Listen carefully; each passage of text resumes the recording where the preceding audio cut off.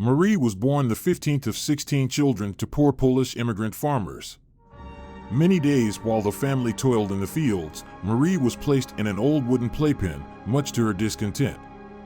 Bored with the entire situation, Marie had a habit of jumping in the playpen for attention, which lovingly earned her the nickname Frog.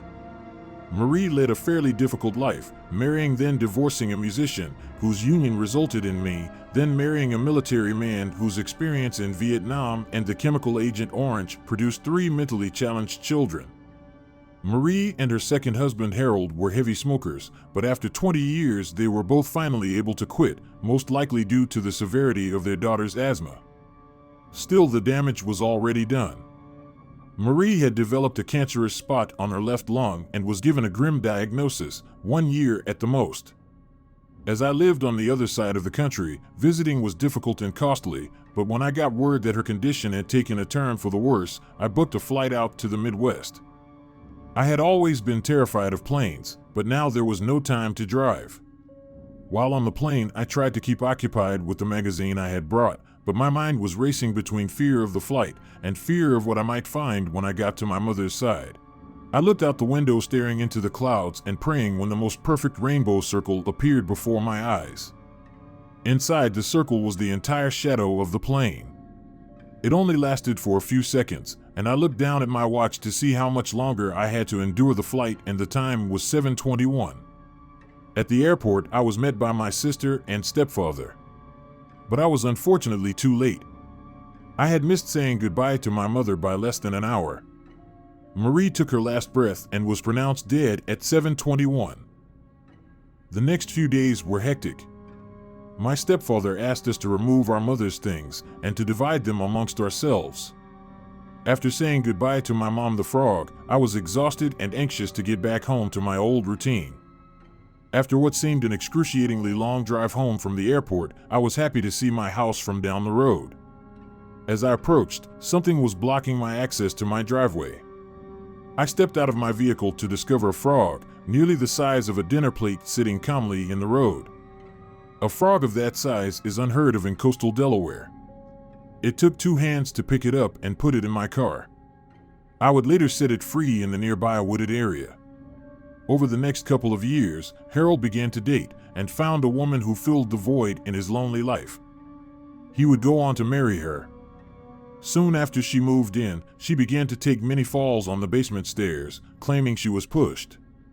My sister began reporting to me that my mother would come to her, dressed in her pink nightgown. She would sit on the foot of my sister's bed. My sister said she also heard a lot of scary noises, doors slamming, and voices.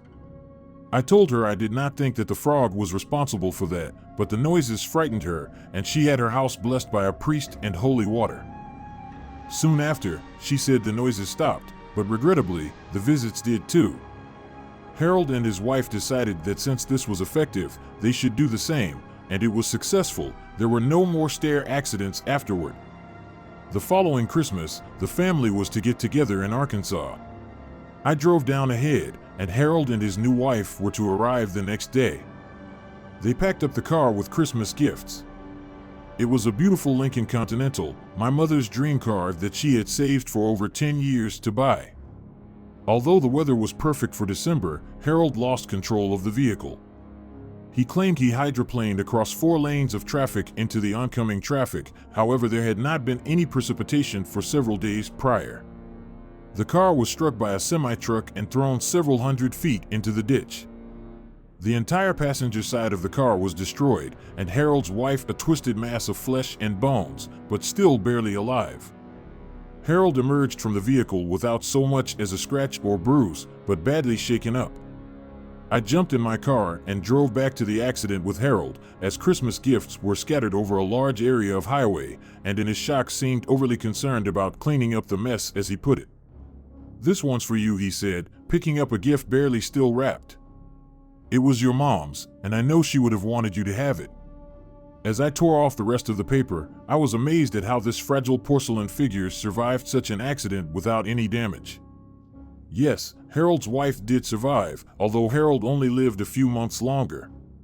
She will most likely be in pain for the rest of her life, but also suffered some brain damage. And I did find out why someone as sweet as my mother, the frog, would go to such extremes. You see, Harold's greedy new wife wanted everything, including my handicapped sister's trust fund, and threatened Harold to leave everything to her.